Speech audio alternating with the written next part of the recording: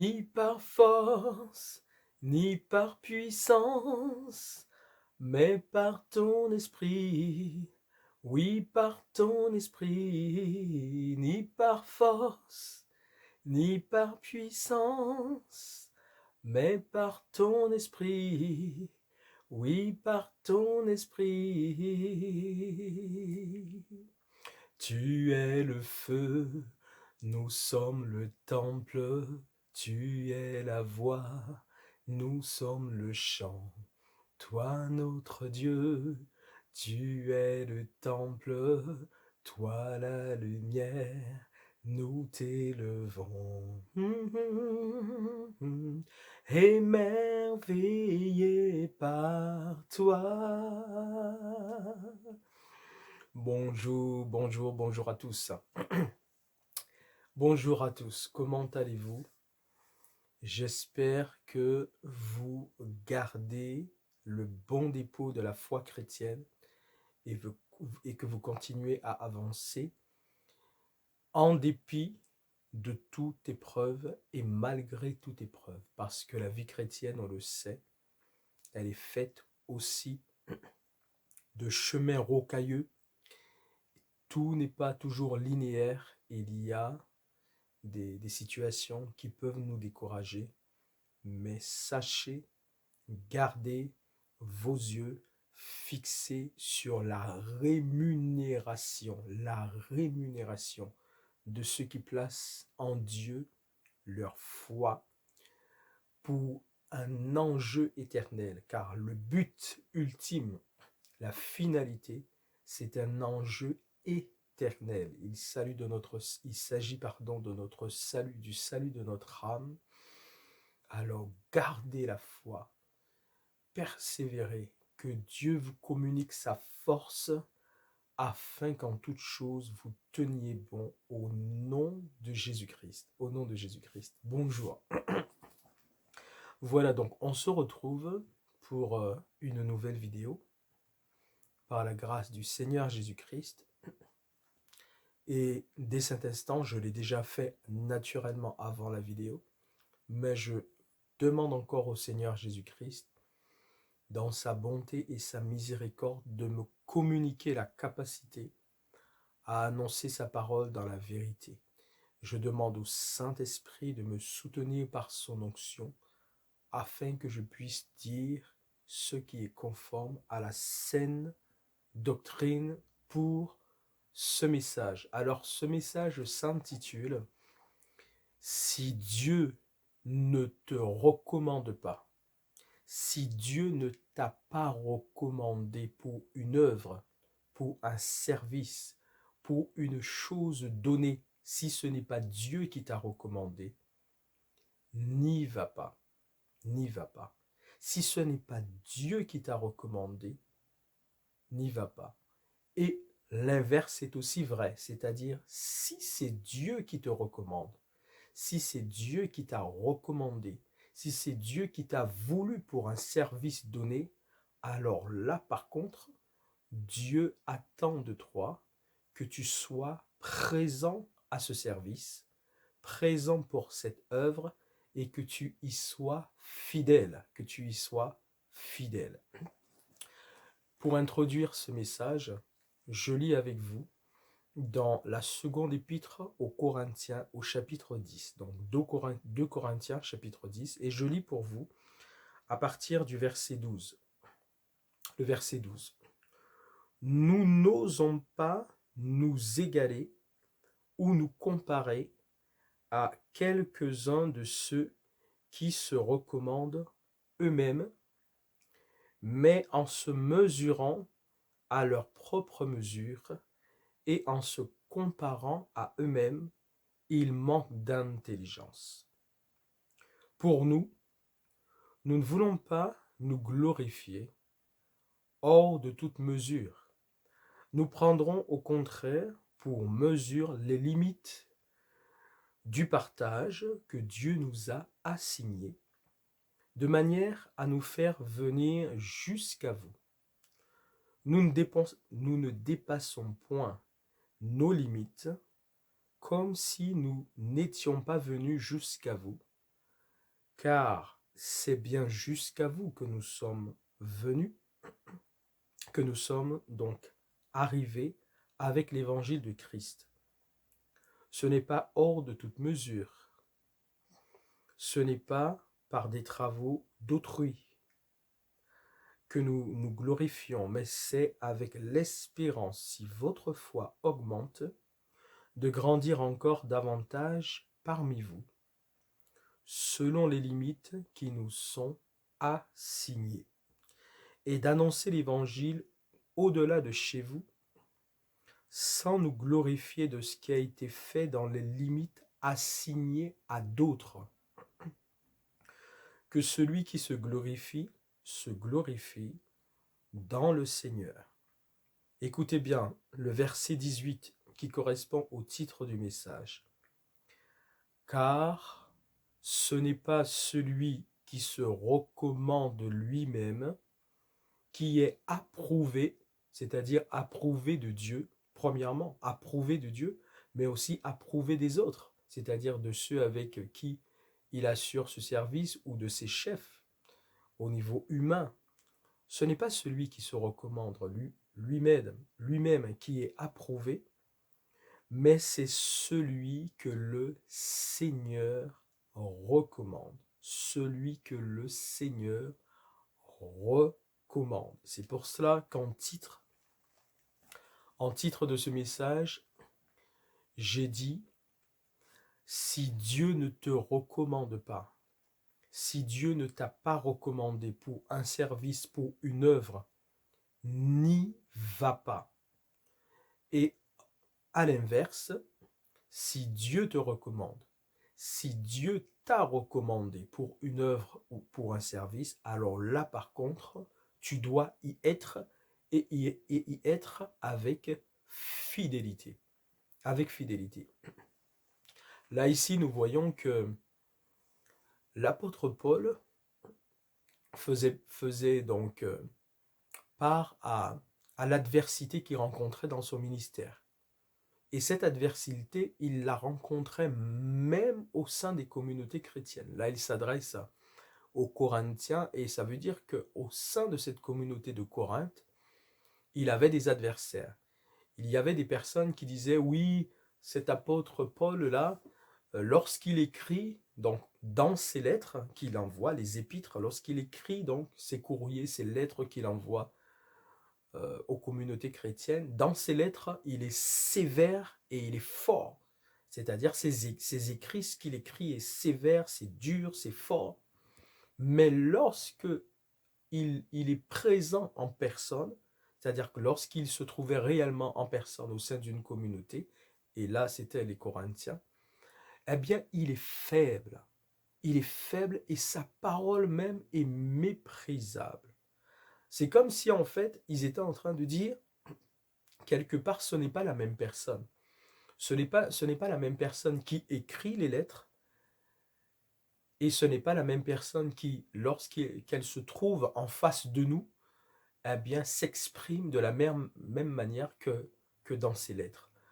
Lorsqu'il est présent en personne, on trouve que c'est un homme faible et dont la parole est méprisable. C'est-à-dire qu'on dirait qu'il ne sait même pas s'exprimer ou alors ce qu'il dit lorsqu'il est présent avec eux, ça ne c'est pas édifiant, c'est pas encourageant ou alors il n'y a pas de révélation particulière. Voilà, c'est ce qu'il disait. C'est-à-dire que et d'ailleurs, le verset, la suite hein, de ce message, l'apôtre dit tout de suite, alors ça c'était le verset, ce que je viens de vous citer, c'est 2 Corinthiens 10, 10. 2 Corinthiens chapitre 10, verset 10. Et au verset 11, donc, l'apôtre dit que celui qui parle de la sorte, c'est-à-dire qui estime que dans ses lettres il est sévère, il est dur, mais en personne, présent en personne, il est faible et sa parole est méprisable, que celui qui parle de la sorte considère que tels nous sommes en parole, dans nos lettres, étant absents, c'est tel aussi nous sommes dans nos actes étant présents. Donc l'apôtre Paul disait clairement, ceux qui pensent que je suis différent lorsque j'écris et lorsque je suis présent, eh bien, sachez en tout cas, et ce n'était pas seulement lui, l'apôtre Paul, c'était ses compagnons d'œuvre et lui. C'est eux qui étaient en fait, qui étaient méprisés. Ce n'était pas seulement lui, Paul, c'était lui et ses compagnons, parce qu'il disait bien, tels nous sommes. Il parlait de lui avec ses autres compagnons d'œuvre qu'on critiquait, que des chrétiens critiquaient. Et il dit, tels nous sommes dans nos lettres, c'est tels nous sommes lorsque nous sommes présents au milieu de vous. Alors vous voyez que l'apôtre Paul, avec ses compagnons d'œuvre, il devait faire face à l'adversité au sein même des communautés chrétiennes, c'est-à-dire par les propres chrétiens. Les chrétiens les critiquaient. Et ça, vous le savez bien, ce n'est pas quelque chose de surprenant, puisqu'on sait très bien qu'au sein même de nos communautés chrétiennes, il y a quelquefois des critiques à l'égard surtout de ceux qui servent Dieu, de manière visible, hein, je dirais, parce qu'il y a bien des chrétiens qui ne sont pas au devant de la scène, qui servent Dieu dans la fidélité, on ne voit pas forcément ce qu'ils font, parce qu'ils n'ont pas un poste qui consiste à monter sur la chaire devant l'auditoire, mais dans la vie courante, ils servent Dieu fidèlement. Mais surtout ceux qui sont exposés et que l'on voit au service, ceux-là, de manière plus facile que les autres, qui sont dans l'ombre, on dirait, eh bien ceux-là font souvent l'objet de critiques et de mépris. Alors, c'est quelque chose de normal, puisque l'apôtre Paul, ainsi que ses compagnons d'œuvre, y ont fait face aussi également, et il faut savoir que Dieu nous dit que le cœur de l'homme est tortueux par-dessus tout, et il est méchant. Il est tortueux et il est méchant.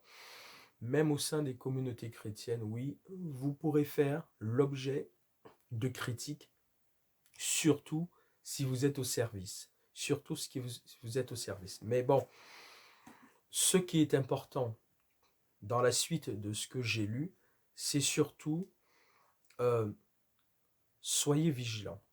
Soyez vigilants pour que vous puissiez vous trouver dans un service que Dieu a prévu pour vous. C'est surtout ça qui est important. Que vous fassiez face à des critiques, ça c'est une chose qu'on ne peut pas en fait éviter.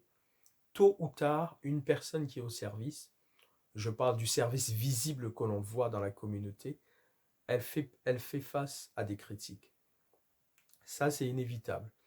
Mais ce n'est pas ça qui est important. Ce qui est important, c'est que chaque chrétien, chaque enfant de Dieu puisse s'assurer, se trouver dans le bon service.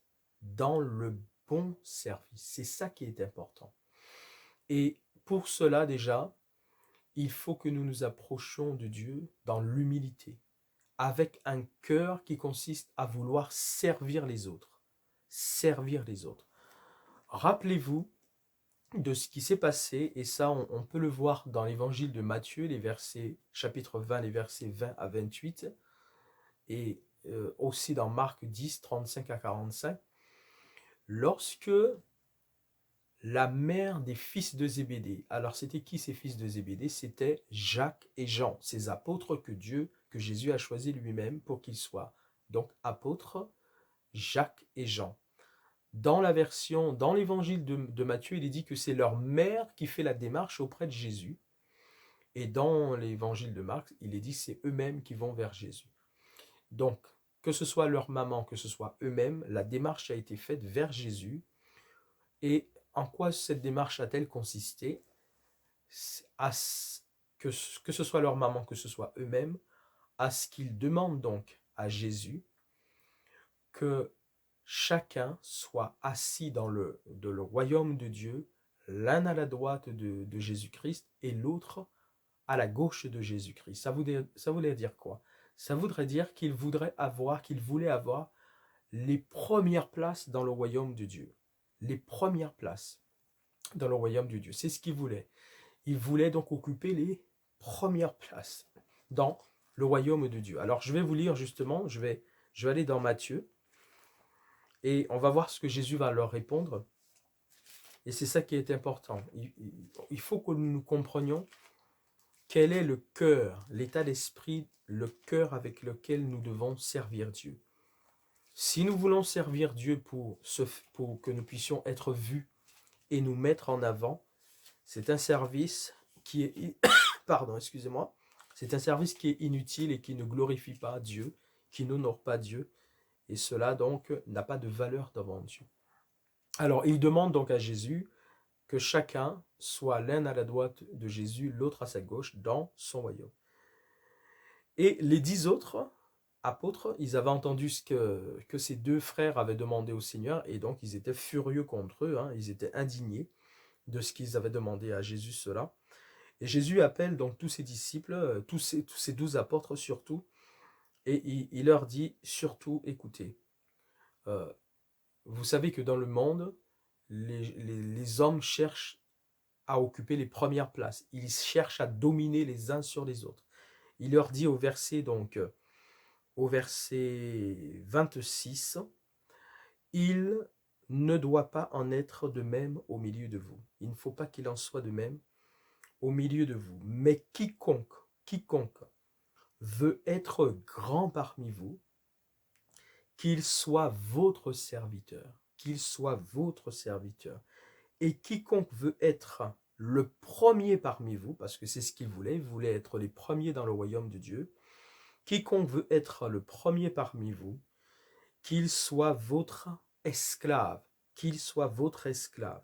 Et maintenant, il parle de lui, Jésus, de la manière dont il est venu sur la terre et de la manière dont il est venu servir l'humanité. Il dit, c'est ainsi que le Fils de l'homme est venu. Donc c'est lui, Jésus-Christ, le Fils de l'homme. C'est ainsi que le Fils de l'homme est venu, non pour être servi. Il n'est pas venu pour que les hommes le servent, alors qu'il est Dieu. Il a quitté toute sa gloire dans le ciel, toute sa puissance, le fait qu'il est Dieu éternel, il a quitté tout ça. Il est venu non pas pour que les hommes le servent, mais pour que lui, Dieu souverain, qui s'est humilié, abaissé, il puisse servir les hommes.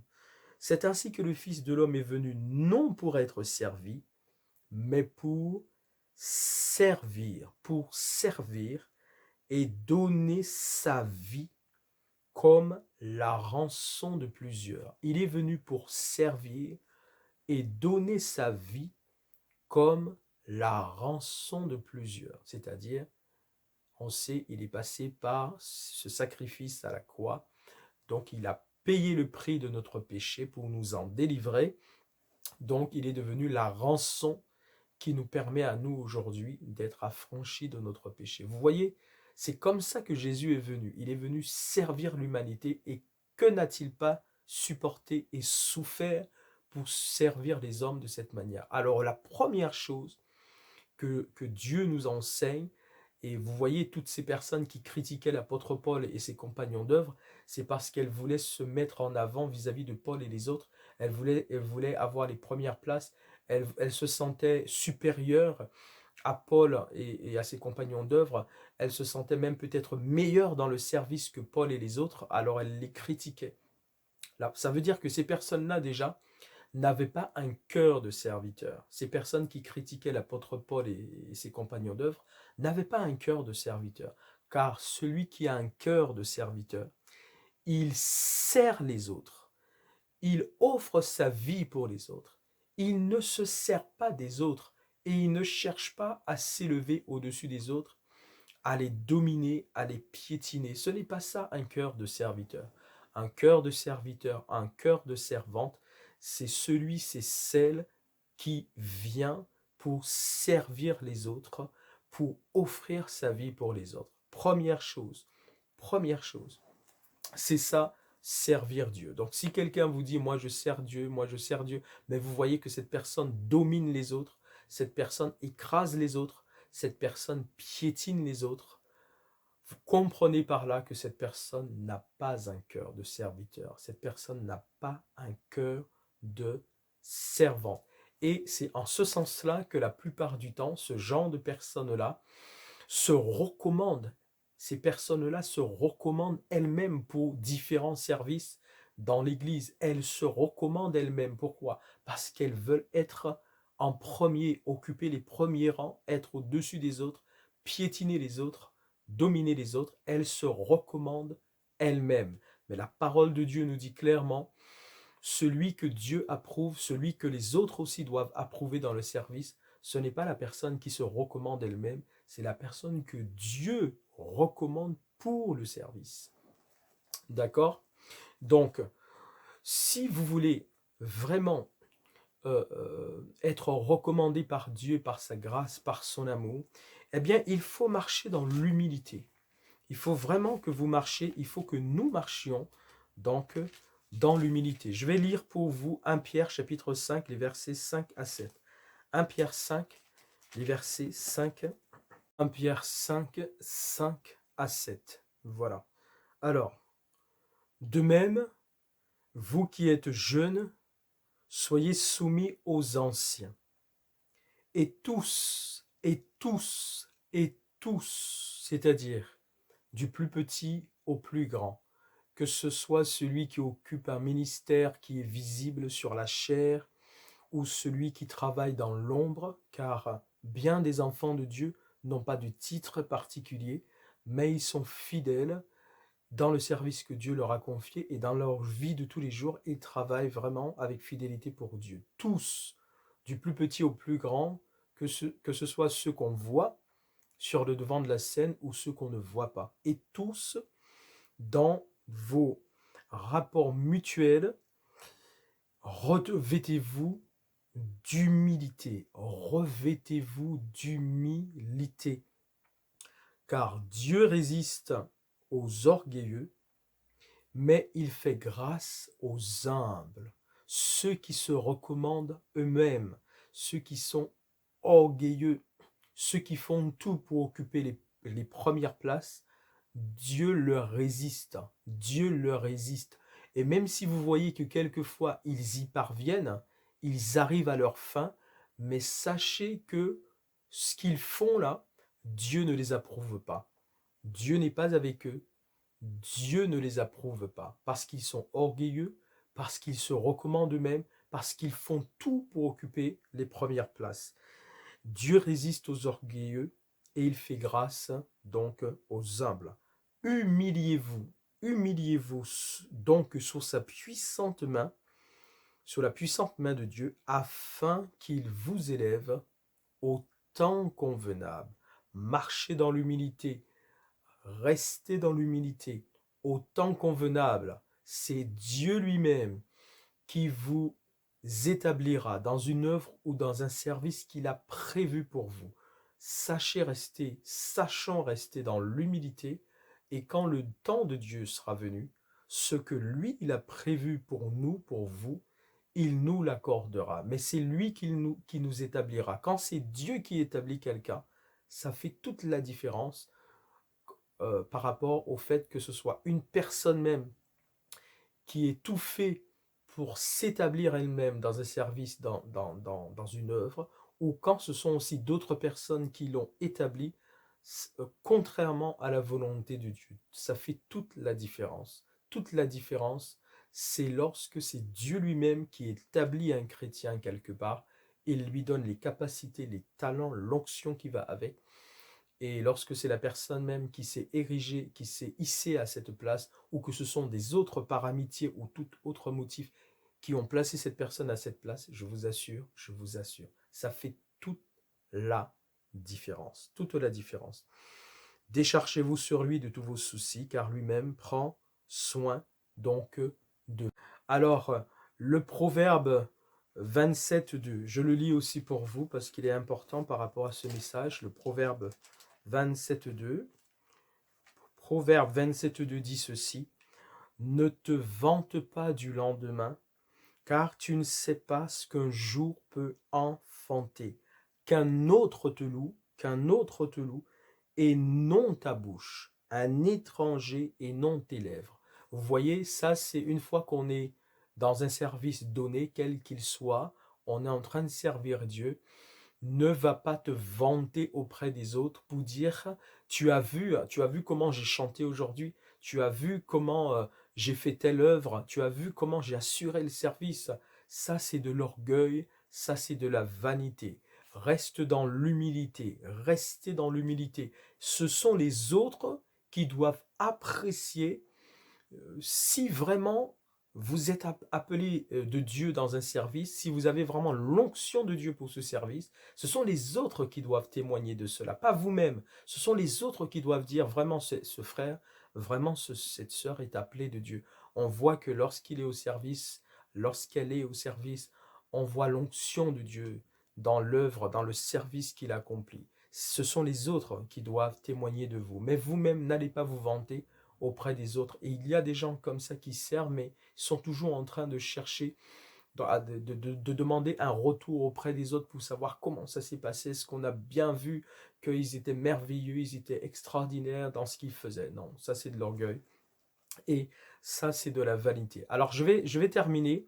Souvenez-vous d'une chose, ce qu'on a appelé dans la Bible la parabole des talents. La parabole des talents que vous pouvez lire en Matthieu 25, 14, 30 ou encore dans Luc 19, 12 à 37. Et là, c'est une personne, donc une personne, un chef d'entreprise, un responsable, un propriétaire, mais dans la réalité, dans cette parabole, c'est Dieu. C'est Dieu qui va confier aux chrétiens, à chacun, donc des capacités, des talents, des dons pour l'œuvre à laquelle il les a appelés.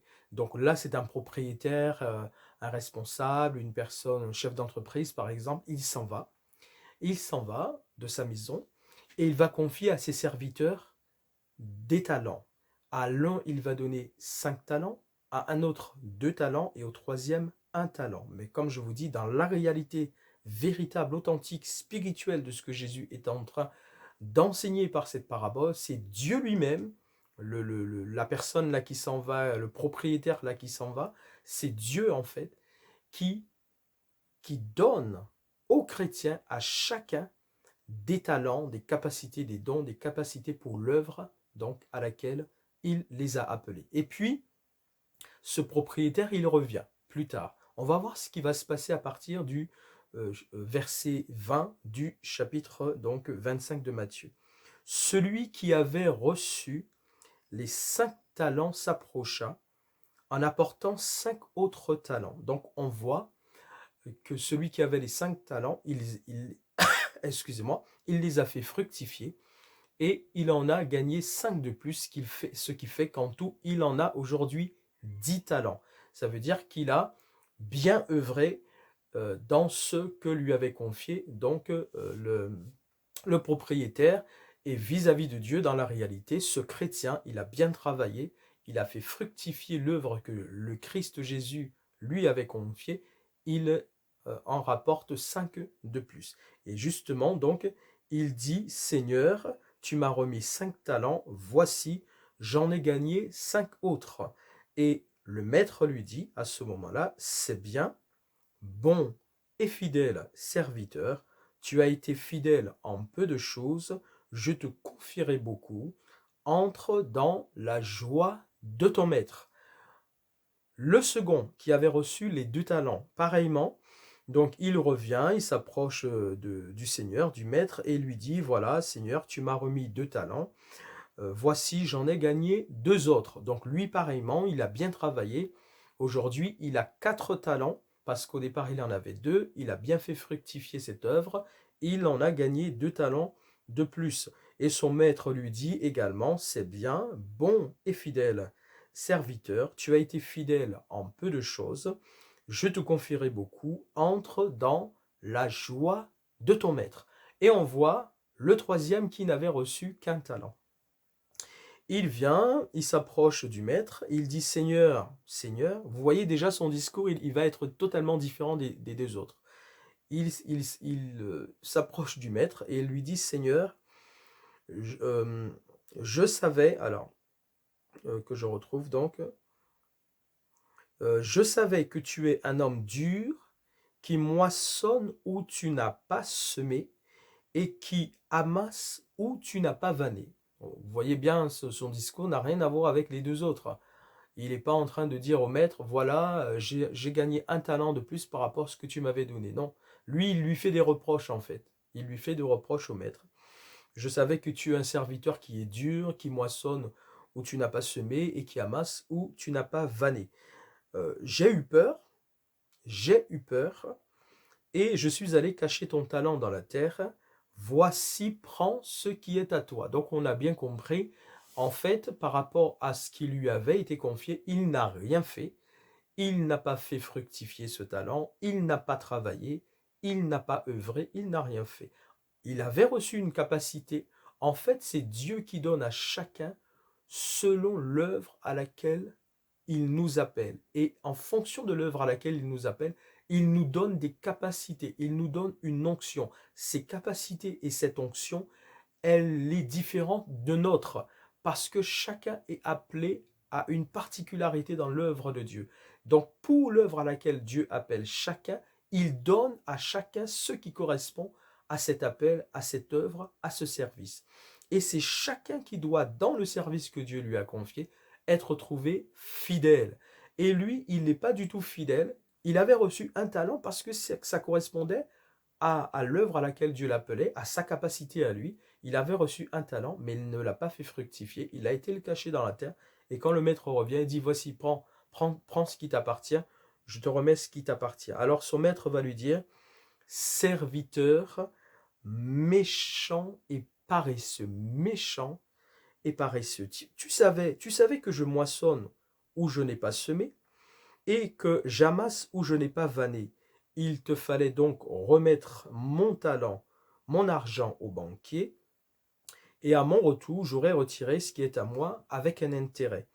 Ôtez-lui donc le talent et donnez-le à celui qui a les 10 talents, car on donnera à celui qui a, et il sera dans l'abondance, mais à celui qui n'a pas, on ôtera même ce qu'il a. Et regardez bien la fin, le serviteur inutile. Le serviteur inutile, jetez-les dans les ténèbres du dehors, où il y aura des pleurs et des grincements de dents. Le serviteur inutile, jetez-le dehors, où il y aura des pleurs et des grincements de dents. Ça veut dire quoi? Tous ceux qui dans le royaume de Dieu sont des serviteurs inutiles. Tous ceux à qui Dieu a confié des capacités, des talents, à qui Dieu a donné une onction. Et en fait, dans la réalité, qui ne travaillent pas à ce à quoi Dieu les a appelés, qui vont enfuir leurs talents dans le sable, dans la terre, qui ne font rien par rapport à ce pourquoi Dieu les a appelés. Dieu les appelle des serviteurs inutiles. Des serviteurs inutiles. Ça veut dire qu'ils ne servent pas à l'œuvre de Dieu. Ils ne servent pas Dieu par rapport à ce pourquoi Dieu les a qualifiés, à ce pourquoi Dieu les a appelés. Ce sont des serviteurs inutiles et il est dit, jetez-le dehors où il y aura des pleurs et des grincements de dents. Alors, voyez, ce qui est important, ce n'est pas de vouloir occuper des places là où Dieu ne nous a pas appelés. Ce n'est pas ce qui est important.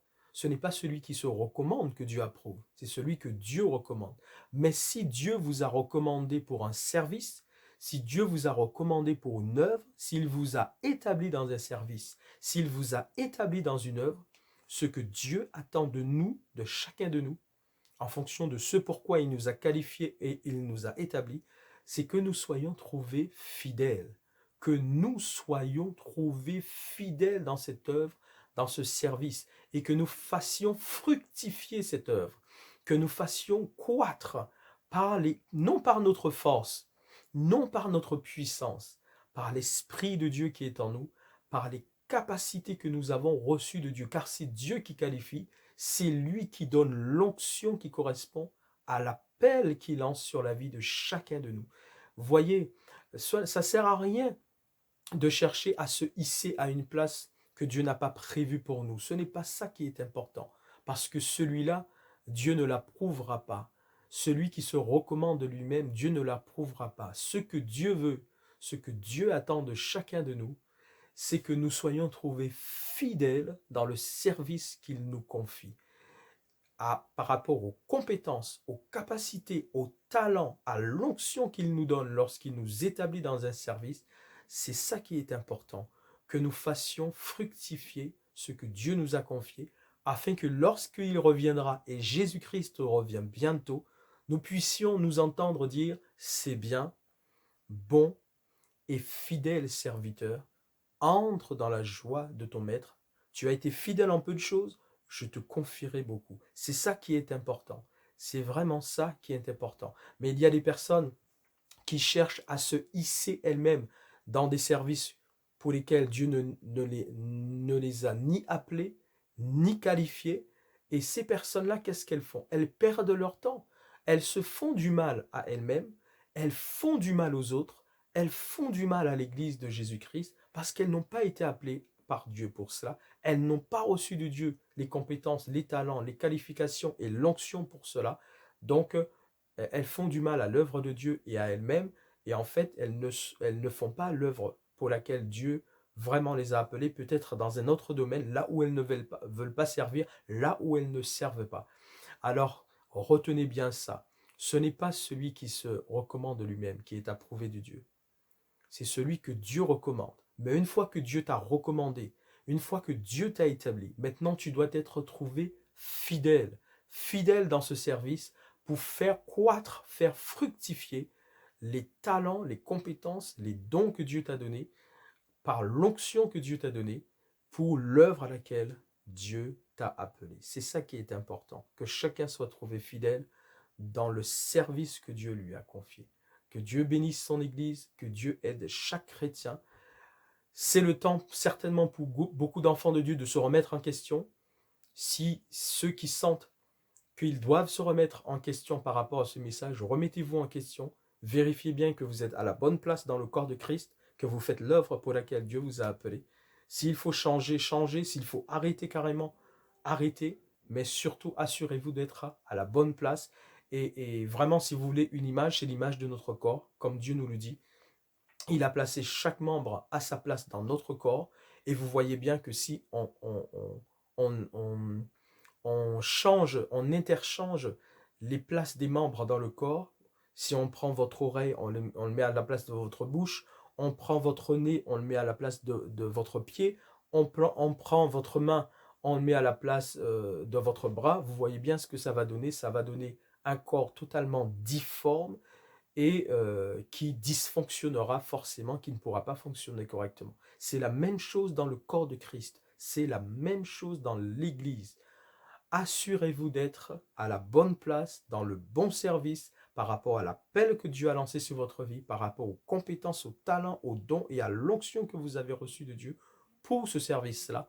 Et ne cherchez pas autre chose que ce pourquoi Dieu vous a appelé et ce pourquoi il vous a qualifié. Que Dieu nous bénisse ensemble, que l'Église de Jésus avance et que la gloire soit au Père, à Jésus-Christ et au Saint-Esprit pour les siècles des siècles. À bientôt.